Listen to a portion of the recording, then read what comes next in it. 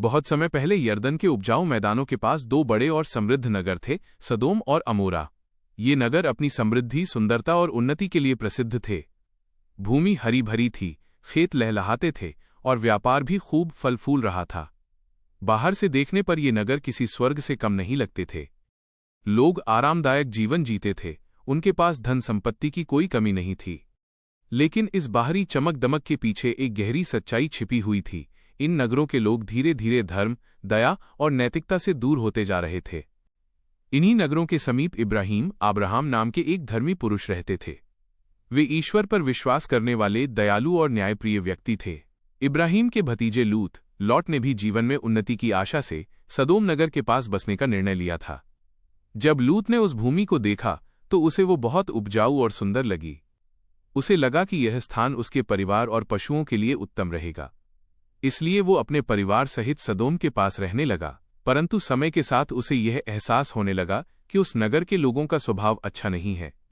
सदोम और अमोरा के लोग स्वार्थी, क्रूर और अनैतिक जीवन जीने लगे थे।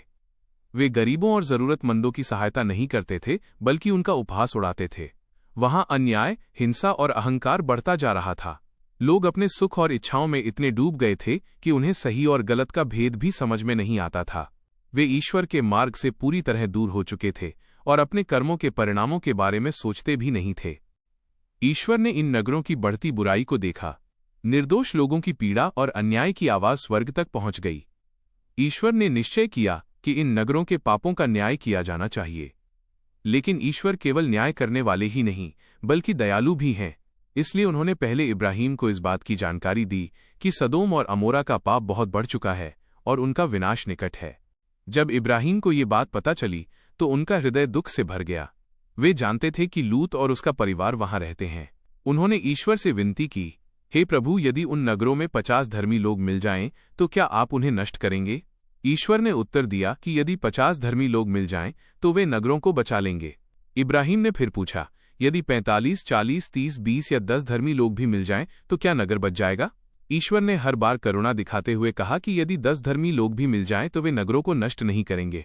यह ईश्वर की असीम दया और धैर्य का प्रतीक था। इसके बाद ईश्वर ने 2 स्वर्गदूतों को सदोम नगर में भेजा ताकि वे वहां की स्थिति को देखें और धर्मी लोगों को बचा सकें। जब स्वर्गदूत सदोम पहुंचे तब शाम हो चुकी थी। नगर के द्वार पर लूत बैठा हुआ था। जैसे ही उसने उन 2 अतिथियों को देखा, वो तुरंत उठा और उनका आदर सत्कार किया। उसने उन्हें अपने घर में ठहरने के लिए आग्रह किया। उस समय अतिथि सत्कार एक महत्वपूर्ण परंपरा थी और लूत ने अपनी भलाई और धर्मपरायणता का परिचय दिया। स्वर्गदूत पहले तो नगर के चौक में रात बिताने को तैयार हुए, परंतु लूत ने बहुत आग्रह किया और अंततः वे उसके घर चले गए। लूत ने उनके लिए भोजन तैयार किया और उन्हें आराम करने के लिए स्थान दिया।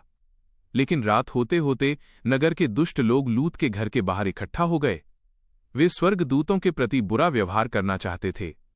उन्होंने दरवाजे पर जोर जोर से दस्तक दी और लूत से कहा कि उन अतिथियों को बाहर भेज दे।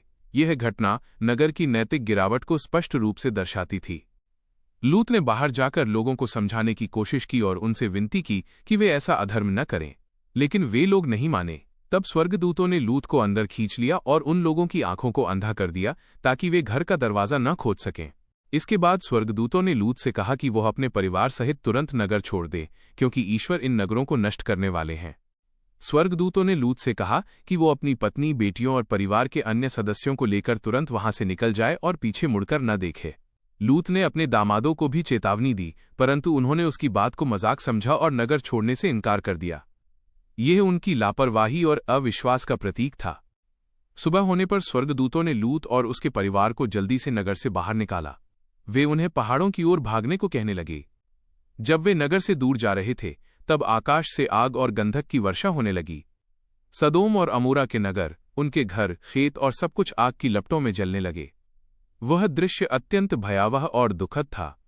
वर्षों की समृद्धि और वैभव कुछ ही क्षणों में नष्ट हो गया। लेकिन रास्ते में एक दुखद घटना घटी। लूत की पत्नी ने स्वर्गदूतों की चेतावनी के बावजूद पीछे मुड़कर देखा। शायद उसे अपने घर, संपत्ति और पुराने जीवन की चिंता थी। जैसे ही उसने पीछे देखा, वो तुरंत नमक का स्तंभ बन गई। यह घटना आज्ञा उल्लंघन और संसारिक मोह के परिणाम को दर्शाती है। लूत और उसकी 2 बेटियां पहाड़ों में जाकर रहने लगे। वे भय और दुख से भरे हुए थे, क्योंकि उन्होंने अपने नगर, अपने परिचित लोगों और अपना पुराना जीवन सब कुछ खो दिया था। दूसरी ओर इब्राहिम दूर से धुएं को उठते हुए देख रहे थे और समझ गए कि ईश्वर का न्याय पूरा हो चुका है। ये कहानी केवल विनाश की कथा नहीं है, बल्कि एक गहरी शिक्षा भी देती है। ये हमें सिखाती है कि बाहरी धन, वैभव और उन्नति जीवन की सच्ची सफलता नहीं है। यदि समाज में दया, न्याय और धर्म नहीं है, तो वो समाज लंबे समय तक टिक नहीं सकता। सदोम और अमोरा की सबसे बड़ी गलती ये थी कि उन्होंने अहंकार, अन्याय और पाप को अपने जीवन का हिस्सा बना लिया और चेतावनियों को अनदेखा किया। साथ ही ये कहानी ईश्वर की दया को भी दर्शाती है। उन्होंने तुरंत दंड नहीं दिया, बल्कि पहले चेतावनी दी, धर्मी लोगों को बचाने का अवसर दिया और इब्राहिम की प्रार्थना को भी सुना।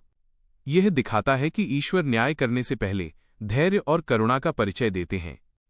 लूत का जीवन भी हमें एक महत्वपूर्ण संदेश देता है कि कठिन परिस्थितियों में भी धर्म और अच्छाई को नहीं छोड़ना चाहिए। उसने दुष्ट नगर में रहते हुए भी अतिथि सत्कार और धर्म का पालन किया। वहीं उसकी पत्नी का पीछे मुड़कर देखना हमें ये सिखाता है कि कभी-कभी अतीत और संसारिक मोह हमें आगे बढ़ने से रोक देता है। अंततः सदोम और अमोरा की कहानी हमें चेतावनी देती है कि जब मनुष्य बुराई को सामान्य मानने लगता है और सत्य से दूर हो जाता है, तब उसका पतन निश्चित हो जाता है। यह कथा हमें धर्म, दया, न्याय और आज्ञा पालन के मार्ग पर चलने के लिए प्रेरित करती है। यह भी सिखाती है कि ईश्वर का न्याय निश्चित है, परंतु उनकी दया भी असीम है। यदि मनुष्य समय रहते अपने जीवन को सुधार ले, तो विनाश से बच सकता है। इस प्रकार सदोम और अमोरा की कहानी केवल एक ऐतिहासिक घटना नहीं, बल्कि मानव जीवन के लिए एक गहरी नैतिक शिक्षा है, जो आज भी उतनी ही प्रासंगिक है जितनी प्राचीन समय में थी।